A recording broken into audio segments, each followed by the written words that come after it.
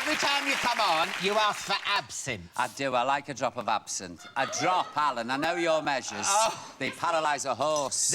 I mean, lovely. genuinely. Oh, just give us the bottle. No. How much do you want? That'll do. That'll Really? do. Have you got a drop of water to release the green fairy? What? You have to put water in it, and what you're supposed to do, you see, is you put like a little tea strain on it with a sugar lump, and then you pour hot water through it, and as it drips in slowly, it goes cloudy, and that's what the French call releasing the green fairy. And then you wake up in a skip about 9 hours later.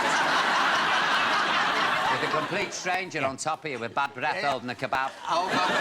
Let's release that fairy then. Go I on, can't release wait. the fairy. So is that enough? That's lovely. Cheers, anyway.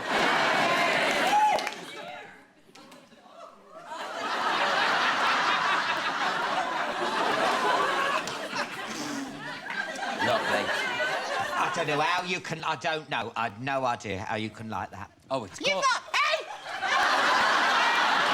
They haven't done what Westlife did and throw it over the back. That's what they did. Me waste good drink. I Are you know. sure? Oh, let's get your number one, love. No, I'll be bevies. Oh, shut up. No, you're on holiday. There you go. Right, now I must get on with the kids. Now, the Paul O'Grady show is back. Can't we just drink and not talk? Oh, let's Get rotten drunk and then I'll run amok through the audience. A new Friday night show. Yeah. Live. Live, lovely. They can't edit you. Yeah, you can say what you bloody want, Well, can't this you? is it, yeah. You get bollocked when you come off, like, but... Yeah. And it's lovely, because you're in, you know, 9 o'clock, I'm out at 10, home by 11:30. Yeah, there Fabulous. you go. Yeah. Half a pint of absinthe on the way That's home. it. Get the night bus to drop you off, you're laughing. Yeah, that's it. A kebab in the other hand, and, like, Yeah. I'm happy. What can you tell us about your new show? Is it going to be like your tea time show, or...? Well, it's later, isn't it? So I'll be able to be a bit more, not, you know, a bit naughtier. Yeah. I won't be... Look at that. Not that naughty. No, you know, but... Yeah.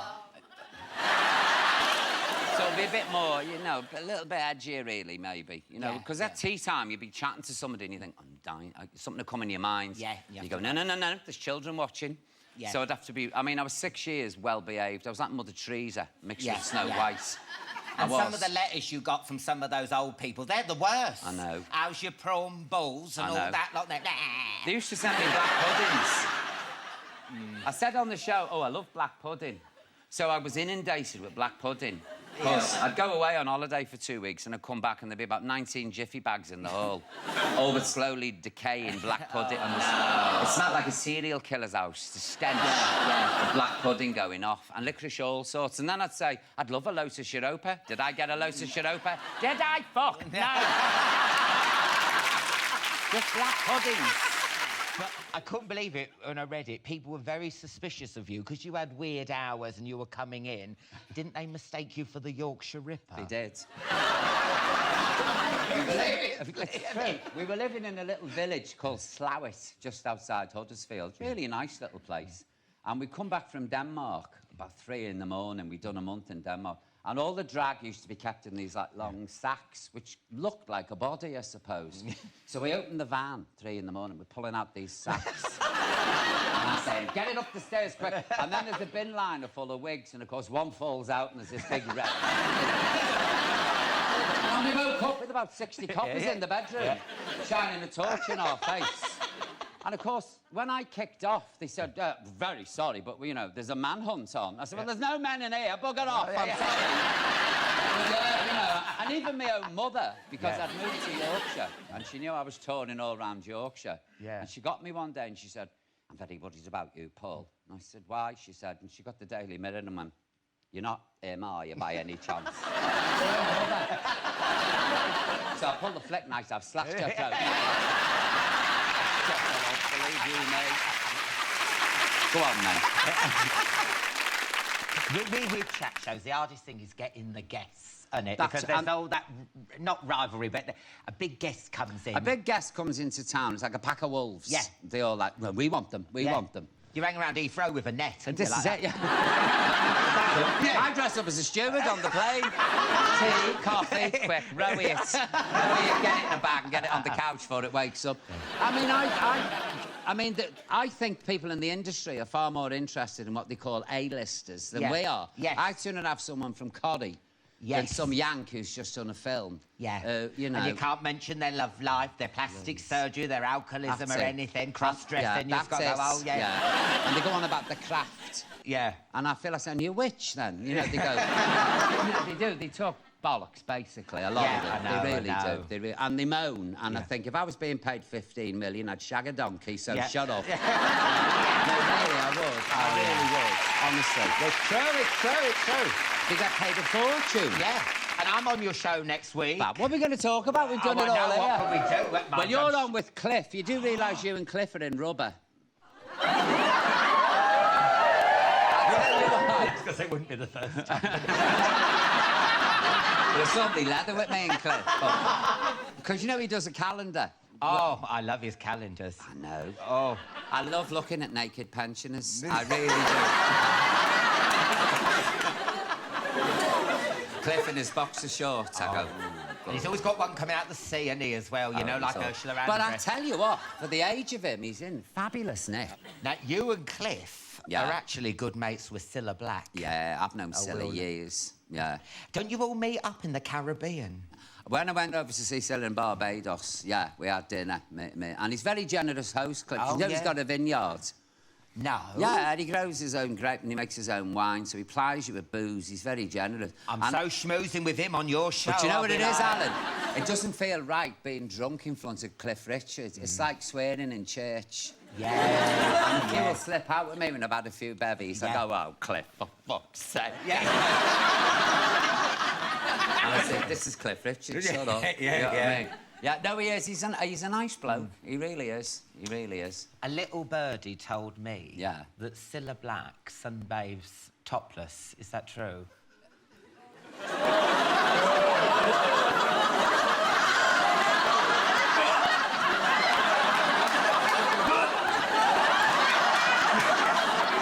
I heard she goes, surprise, surprise.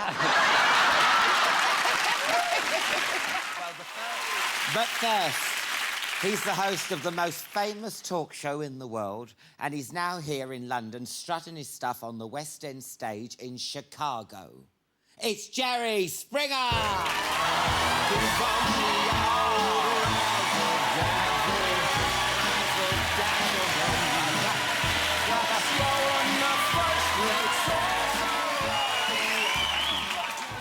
Now, you came onto that music, Razzle Dazzle. Yes, the musical Chicago, and I'm loving it. It's a great experience. I hadn't done it before, so I was really kind of... I mean, I'd never been in a play before, so I was really kind of nervous. But then, you know, they assured me there are metal detectors there, so that no one was going to shoot me. So, no, I've enjoyed it. It's been great, and the crowd, the people have been great. So well, there you go. It's a rented suit, I should tell you. Look at that. I mean, that woman looks really pissed off. What have you done? Like, stapled her hand to the wall. Yeah. I've heard you singing, and... You have? I have. I'm sorry. No, we did that Chris Moore thing, and you started singing. You were saying to me, oh, I'm doing Chicago. And I went, oh, good for you. And then I heard you, and I was like, oh. Yes. But, you know, with Chicago... Are these real... yeah, I think so. Are they real? You want some tea? That's... Are you serious? How old? Very light tea. You can airbrush this thing, can't you? Oh. How'd you like it?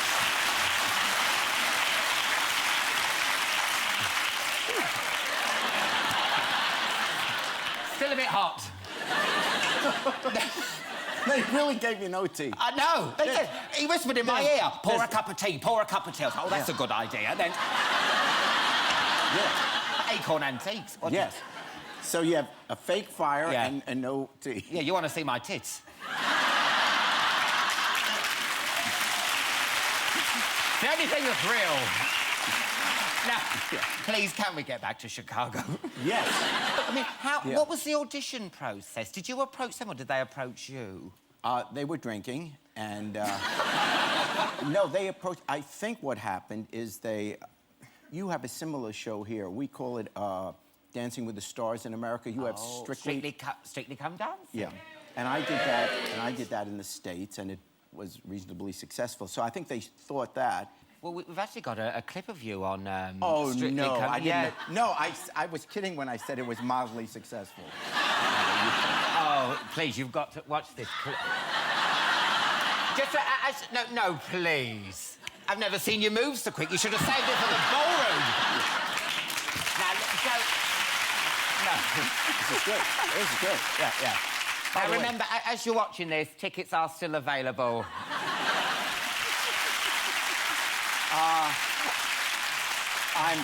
I'm the one in the dress. It was great. But that poor woman, though, I feel sorry for her. She's trained all her life. Here, this is... Yeah. Oh, my God, I'm on telly dancing. It's my dream. Yeah. Jerry Springer. Well, you're laughing, but that's a true story. She won. No, that's Kim Johnson, and she won Dancing with the Stars or Strictly Come Dancing in Australia, and she won it. And the prize was that you got to come to America and be on that show. So she won on one night, and confetti's falling down, balloons, everything. Congratulations. They race her to the airport. I swear to God. They fly her to L.A. The limo meets her at the airport. They take her right to the studio. She's not told who her partner is. She's all excited. First time in America. This is going to be great. She walks in. Here's your partner, Jerry Springer. Oh, no. It was a career ender for her. Now, have you been... Excuse me, I'm eating. No, go ahead. What's going on? I can't talk while I'm eating. Yes, go ahead. We'll show more clips of you dancing. Yes, spit it out. Come on. Now, you're still making the Jerry Springer show, yeah? We are in our 19th season, and I apologize. No. Come on, I love it. So we've been doing the show for 19 years now, and I'm really sorry for that.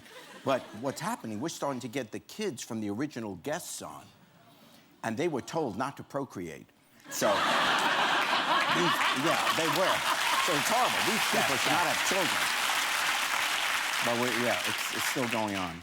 And we've managed to find the first ever show. Oh, and it's going to be just like that dance. Nothing could be like that dance. What was that episode called? No, look at my hair. Help! No, that was a reunion show. We got people that hadn't seen each other in 35 years. And or a hairdresser. No one thought that the show was going to be on for more than... Because I was anchoring the news at that time. Yeah. And they assigned me to a show. They said, look, we're going to start a new talk show. You're going to host it. And so I didn't audition or try out. They said, here's a mic, get out there and do a show. Yeah. So I just did what I was told, and no one had any idea that we'd last all these years. But, yeah, that was pretty pathetic. But it's not as if I've gotten any better. No. It still is awful. No, it's not. No, The show. I love doing it. It's fun, but it's brought down Western civilization. Well, I don't know about you lot, but I'm definitely going to see Chicago and hear you sing Please and do. dance. I I will. I'm yes. definitely going to come. I love it. Thank you so much for coming on. Jerry Springer there. Thank you. They love you. They love you. They do adore me, don't they? But you know, Alan, we have never met. No. And yet I feel I know this studio audience very, very well indeed. They love me. You're like a walking vajazzle. Aren't you? You are. Happy New Year, Oh, Alan. thank you. Happy New Year to you, too. Did you have a nice Christmas? Well, I'm not very comfortable Oh, here. are you sure? Do you want another cushion, love? Oh, be careful, I please. don't want to give people... It's a family show. It is. It's like a lurid Basic Instincts scene, then. We don't... we don't want that, do we? But I was given some horrible lampshades at Christmas by Colonel Gaddafi. Have you heard of him? Oh, yes. Hideous. Absolutely hideous. Puce and mustard with big flowers all over them. I gave them to Fergie. And she dressed her daughters in them. And they look lovely, too. They work. I mean, I've got to talk to you about some of the big stories from 2010. Oh, please do. The Coalition. What do you think of them? David Cameron and Clegg. They're identical, aren't they? They look to me. I'm an Australian. They look exactly the same. We have a Prime Minister from Britain in Australia now, a woman. She's from Wales. She's the only Welsh person, I think, who can't sing. She can barely speak, as a matter of fact. She's a strange type of a woman. You know those women you look at and you see right up their nostrils? I don't like it. No. Horrible. No. But you know, with Cameron and Clegg, don't they remind you of Elton John and David Furnish? Well, I don't... I mean, David and Elton are friends of mine, and I don't want to say rude things on them, even on a show that not many people watch.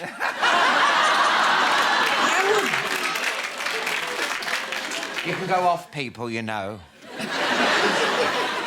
We won't go off each other, Alan. But what I loved about 2010 were those Chilean miners, didn't you, studio audience? Yeah. I was at the pithead when they emerged. Oh, really? I was there. Oh, my God. And a lovely old Chilean miner popped his head up, and unfortunately, his wife and girlfriend were there. Did you read about that? Yes. Both of them. And I threw myself between them. I did. And to cut a long story short, that little miner went off with me. He did. I've never had such a hot Chilean in my life.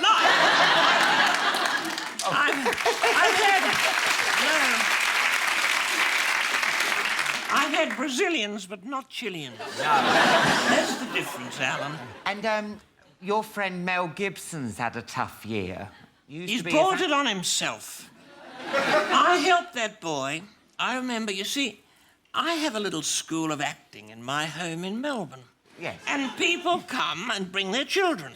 Yeah. I remember when Mr. and Mrs. Gibson knocked on my kitchen door and they brought this funny little stunted fellow along with interesting eyes, and they said, "Can you teach little Mel everything you know?" And I did. And he had a bit of a mouth on him even then. Yeah. He didn't call you sugar tits.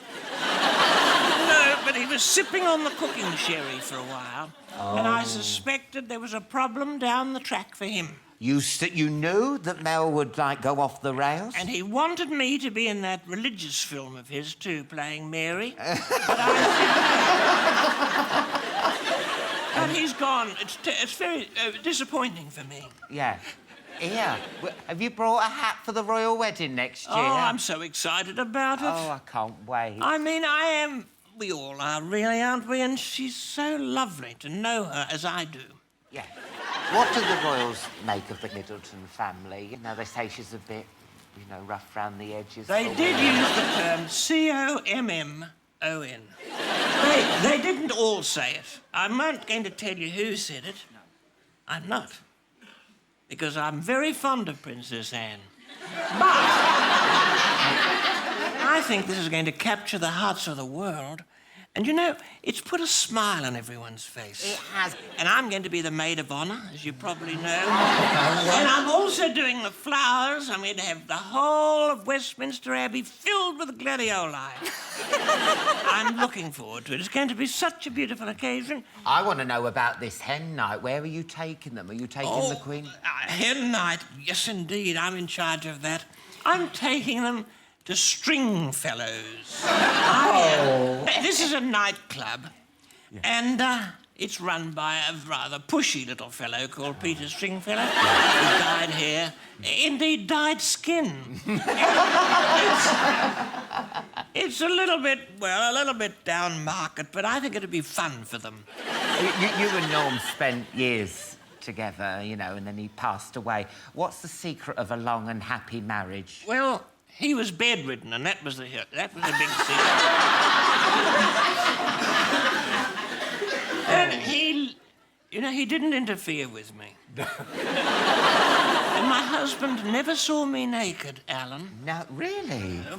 Never? Nor did he express the least desire.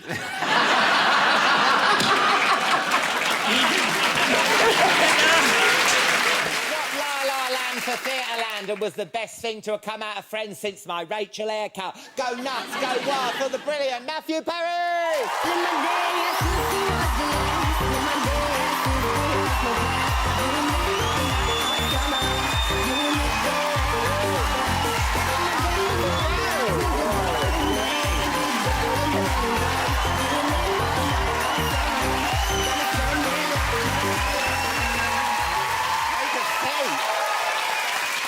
Thank you. Welcome to Chatty Man! Thank you very much. Well, what a great way to kick off the new series, having you on my sofa. Yes, and I was going to wear the same outfit. Was you? Yeah. Do you like them? They're not too much, are they? No, I think they're red, right? Yeah. Right, let me get you a drink. What do you want? I've got Capri Sun, I've got a Tiger, I've got Ribena. Well, if I have the wrong drink, this whole building would explode. Oh, I know. So I maybe need to just have a Tiger. Yeah. All right, great.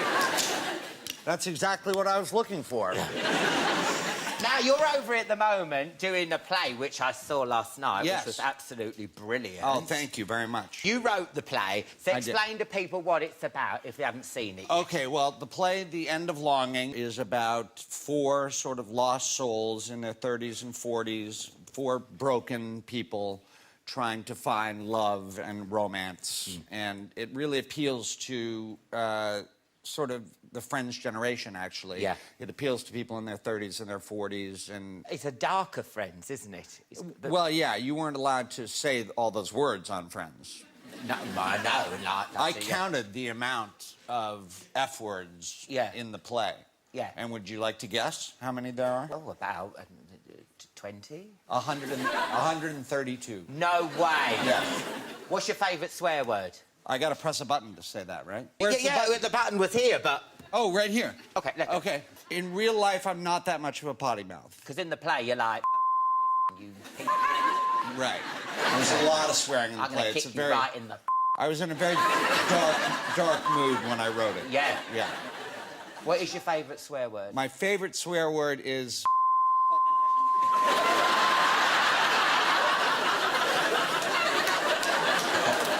Mine is...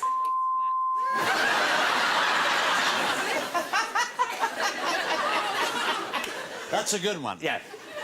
Because we actually love swearing in Britain, and I don't know if you saw the Brits, but Adele swore, and the man, he bleeped out, he left the fuck in. Did you see it?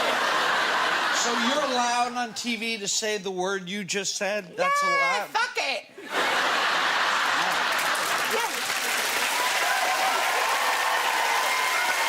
But you can swear, you can't in America, can No, you? you can't say those words in America on TV. No. You can't say fuck on... But I'm really enjoying it. Yeah, isn't it nice? Isn't it nice? It really is fun to say. It's liberating. Yeah, it's a good word. Yeah. How much of your character, Jack, is based on you? Because can you... that story that's in it about the porno and the stereo... Oh, yes. Was that true? That is true. When I was 25 years old, at about 2 o'clock in the afternoon one day, I decided to watch some porn. I watched it for about... I really wanted to take my time with it. So I was watching it for about a half an hour. And everything came to its conclusion. And I immediately, as you do with porn, wanted to turn it off as soon as I was done. Because I'm like, oh, God, I gotta turn this off. I don't know how something so intriguing can be so disgusting 2 seconds later. But that's the case.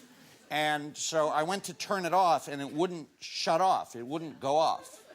And I didn't want to get up because I wanted to go to sleep. So I didn't want to get up and turn it off. What I decided to do was turn the volume down because it was really the sound that was driving me crazy. So I pushed the volume button down on the remote control, and I could see the nozzle on the wall unit go all the way down to 0, but I could still hear it. And that's when I remembered that the night before I'd been sitting in my backyard drinking a martini and listening to music. And that's when I realized that for the last half hour, I'd been blasting a porn into my outdoor speaker.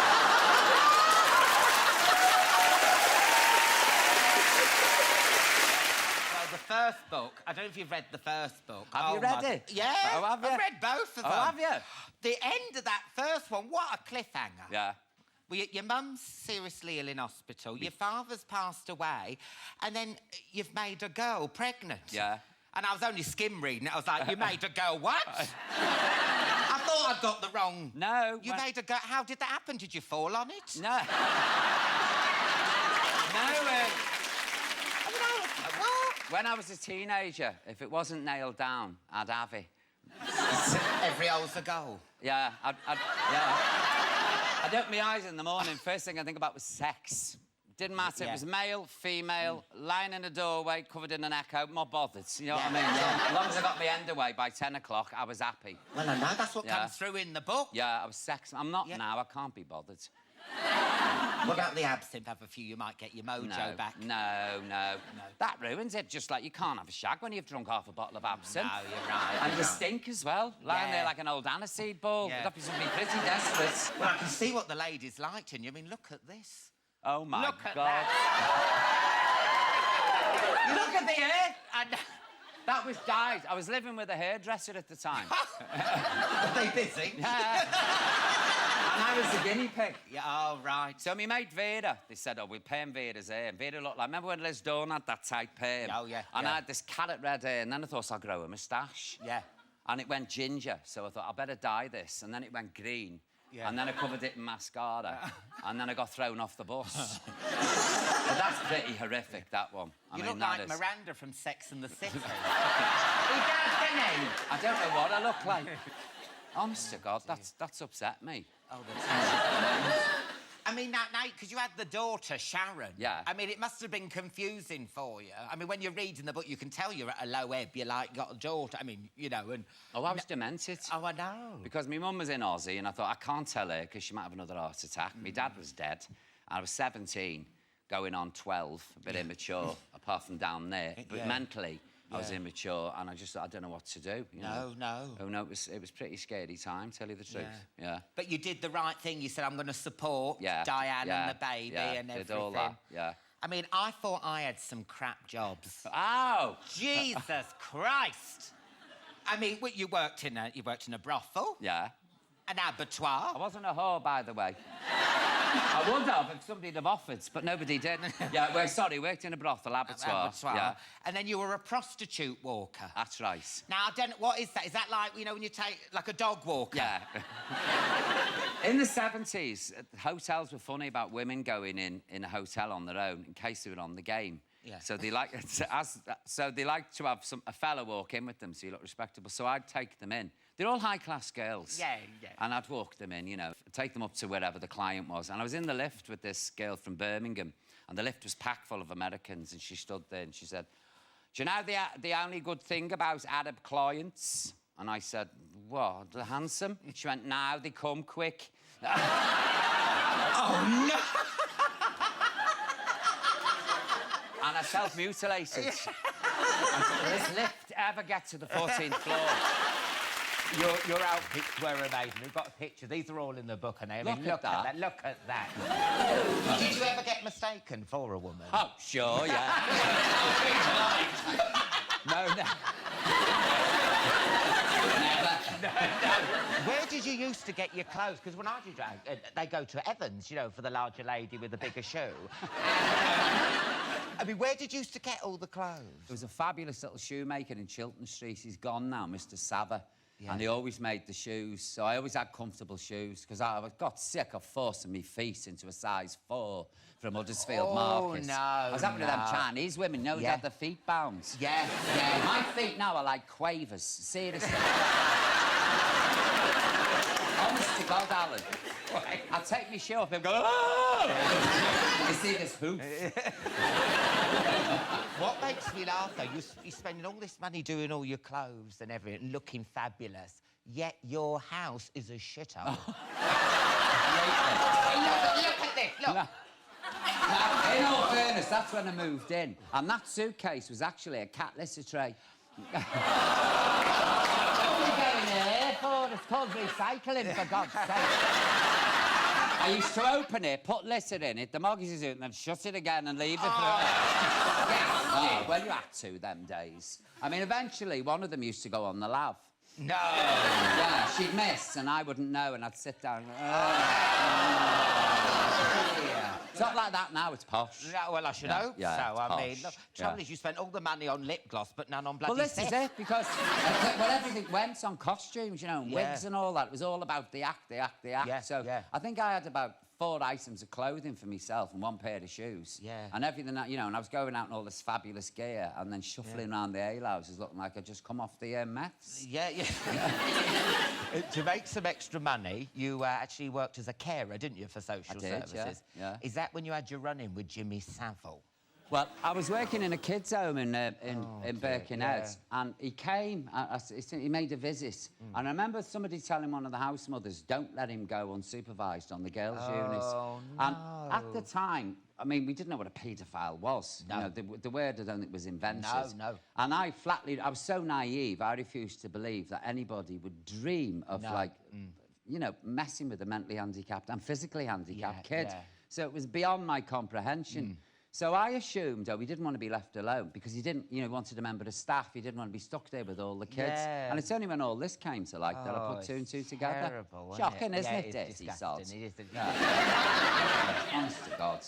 Reading the book, there's some real sad bits in there. Yeah, and all the deaths. Oh, Yeah. I know. But the thing that got me was the regret that your mum never saw you make it big. I don't know what she'd have said, me mother. Yeah. You know? Because she didn't even know about Lily, did she? Well, how could I come home and say, Mother, I dress up as a hooker and go round alehouses? She'd have had a stroke. You know, really. Yeah, She won't. yeah. So I kept it. I told her I was in catering. It wasn't far from the truth, was it, really? Yeah. And I never told her. And she died just before I was doing the bill. And just before I went in to film the bill, and again I was playing an old hooker tranny in that, Roxanne. Yeah. And she died just before it, so she never saw it, so I never got to tell her, which is a shame. Yeah. Because now, you know, I'd love it. She'd be over 102 now. I couldn't imagine my mother, what she'd be like at 102. She was bad enough at 60. Yeah. It was all for doing well for yourself, you know, so I think she'd have been quite proud. Once she got over the initial shock and came out of A&E, she'd have probably got used to it, you know, that her youngest son was really savage. Lily is back in Panto again this year in Aladdin at the O2. That's right. Now, is it a nice Panto? It's not one of those naughty ones where, you know, they have, like, Mother Goose lesing off with Cinderella and all that. It should be clean. Well, it is. No, it's... I'm all for, you know, the story getting motored along. You're there for a reason, to tell the story, and it's the story of Aladdin, and I'm Widow Twanky, Aladdin's mother. Yeah. But rather than the traditional, hello, boys and girls, I'm playing her hard. Because I reckon a single mother who's been dumped in Peking to run a laundress, dad and son, you know what I mean? She's going to be tough. So she's tough. My Widow Twanky. She's a hard knock with heart of gold. But, oh, no, it's for kids. You got the best opening of your book with the Panto people back at your flat. Well, I'm a great believer. You do 2 shows a day, you work really hard. So afterwards, you know, you go out and you have a bit of fun. You go to the pub, or you go to a club, or you all go for a company meal or whatever. Yeah. And my flat, because it was round the corner from the theatre, became party central. So, you know, I'd say, crash on the floor. So I always had the actors who played the dwarfs sleeping all over the place. So wake up in the morning, there'd be 7 dwarfs all over the place. Anyway, I'm lying in bed. We'd had a good session this night, about 2 in the morning. I'm lying in bed, and I feel the duvet go. So I lean over the bed, and here's Dopey. Not a stitch on him. Not a stitch. And I said, quite calmly, what do you want? He goes, I wonder if he wants a bit of... How's your foot? I thought, well... Yes, I've got some. That wouldn't kill me, would it? You know what I mean? And I said, what do you want, seductive? What do you want? I said, and he said, Snow White's collapsed behind the bathroom door. So I didn't. I said, oh, has she? Yeah. So I get out of bed, not a stitch on me, with a naked dwarf behind me. And I'm trying to get the bathroom door open. And eventually we push it open between us, put my head in, and I said, it's not Snow White, it's Prince Charming. But what got me, he didn't say the actors' names. I didn't say, oh, it's Diane or Andrew. I said, it's Prince Charming. And he said, I want a slosh. I said, well, do it in the sink or over the balcony. I'm not bothered. Yeah. And he did, because in the morning, the woman downstairs said, your overflow's bust. I said, it was 4 in the morning, I heard it. Now, listen, I love For the Love of Dogs. But I don't think I can handle another series. It is an emotional roller coaster. Well, it upsets me, I'll be honest with you. I'm in. Yeah. I'm in bits. Yeah. Is it coming back? It's back for Christmas. I'm in there now. I fell in. No. Yes. Yes. Well, I'll tell you this. There's a three-legged staffy in there. Oh, no, don't. What are you doing to me? And I fell in love with him. And you should see him when he tries to have a wee. Honest to God. I have to hold his collar while he cocks his leg God up. you said collar then. I've got to hold his collar. No, I have to When's the hold show him. on? Because Midnight? he cocks the leg and he gets a bit, you know, and it goes Yeah. all over you. Yeah, You know what I yeah. mean? So I have to Oh. sort of prop him against sort of, quick, cock your leg now, cock your leg. And Yeah. he's a sweet arse, you know, and it's But I just... want to take... Well, Alan, I'm shocking. I Yeah. go in there and I'm mentally thinking, yeah, I could find room for you. I could Yeah. find room for you. Yeah, I can't help myself. Well, you've got like a farm, basically. You take anything in. I've got 4 dogs, right? One's epileptic, that's Bullseye, who goes into The Exorcist at 4 o'clock in the morning. So I'm lying in bed and I hear... You know the sex cock said how? And then they go, I cast you out! I cast you out! So I have my hands full. I've got Winston the sheep, who thinks he's a dog, and he comes in as well. I've got owls who don't know what they think they are. They sleep with the hens in the hen house. They all get in together. So you go in the hen house of a morning for eggs, there's all these hens, and an owl banged in the middle. Then I've got a pig who likes coming in the house and getting under the kitchen table. I'm not being funny, but your house must stink. It's it. We're all thinking it. We're all thinking it. Is it true the pig ate your phone? I had an old Nokia. It was antique, this thing. I had it for 10 years. And I was feeding me pig, and it was in my shirt pocket. And it fell out as I was feeding her. Yeah. And she swallowed it. So I thought, right, there's only one thing to do. Let nature take its course. So I sat there, and I kept going out and having a look, see if she'd done a poo. Anyway, she did. And it came out in 3 bits. So I picked it all up. I'm not nash about poo or anything like that. No. So I picked it up, give it a wipe, put it in a bag of rice, because it dries it out, the rice. Seriously. Honestly. Really? Alan, I swear. You haven't been reading Gok's recipe books, No. have you? Oh, God, no. I put the phone back together again, and it worked. That's amazing. And then, the worst is, I lost it. No. I lost my phone, and everybody all used to laugh at me because I had this antique phone. So Yeah. I lost my phone. Some very kind woman found it and handed it over to me. But in the meantime, I bought one of these bloody iPhones, which I hate. No. I don't want to play Angry Birds. No. I don't want it. I don't want emails on a train. I just want to make a phone call. That's all I want. I don't want apps. No. I don't want a mirror. I don't want something that sounds like a whip. I don't want... I just want to make a phone call. Yeah. And that's all. So, Oh, no, it's I'm bollocks, sorry, isn't it? iPhone people. I really am, but No. they're crap. They are. As a phone, you are crap. As an amusement arcade, you're wonderful. But Yeah. as a phone, you're useless. You're right, Absolutely. yeah. And that's what it's for, to make phone calls. Not to take photos, not to go on Grindr. I do go on it to see who's in the village. Yeah. You know what? So My I friend never did knew it. he was a fruit. Yeah. My friend did it at the Vatican. When he went there, they said there was smoke coming out the back of the phone. It's true, though. Vatican, you're like, you dirty bastard. I know. I was in the middle of the bush in South Africa, and I thought, just go on Grindr and have a look. I couldn't believe it. They were queuing up. Well, listen, good luck with the show. Oh, cheers, Alan. See you next Tuesday. Oh, I'm no, not see you leaving. next Tuesday.